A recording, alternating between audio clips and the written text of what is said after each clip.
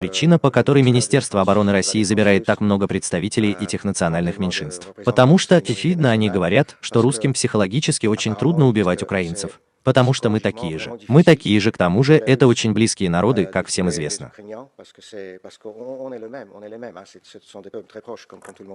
У нас почти один и тот же язык, одна и та же религия, столетия и столетия общей истории. Но если это кто-то из другой культуры, очевидно, это проще. Вот что мне вчера сказала эта коллега. Я никогда не думал об этом прямо сейчас. Для меня это были в основном экономические причины, но теперь, когда она сказала мне об этом вчера, я тоже начал думать об этом.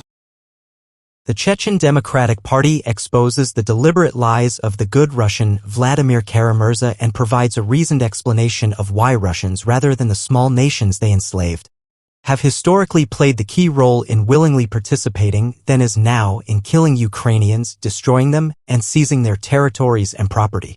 Neither linguistic, cultural, mental, familial, nor any other ties have ever stopped them.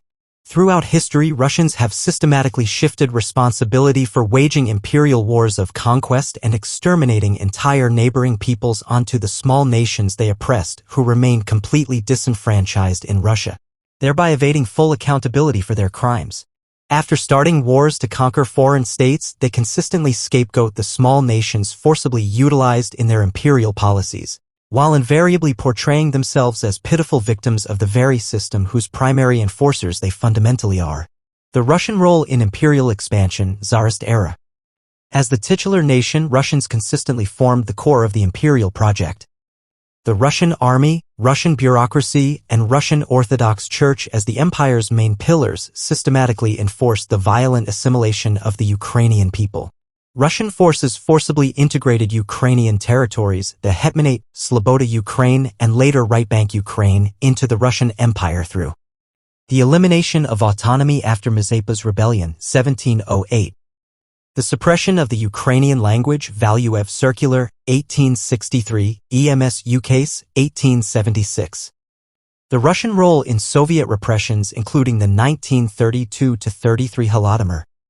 As the largest ethnic group in the USSR, Russians constituted the primary workforce of the Soviet repressive apparatus. Russians dominated the leadership of the NKVD, party organs, and military tribunals. Russians served as the main driving force behind forced collectivization in Ukraine.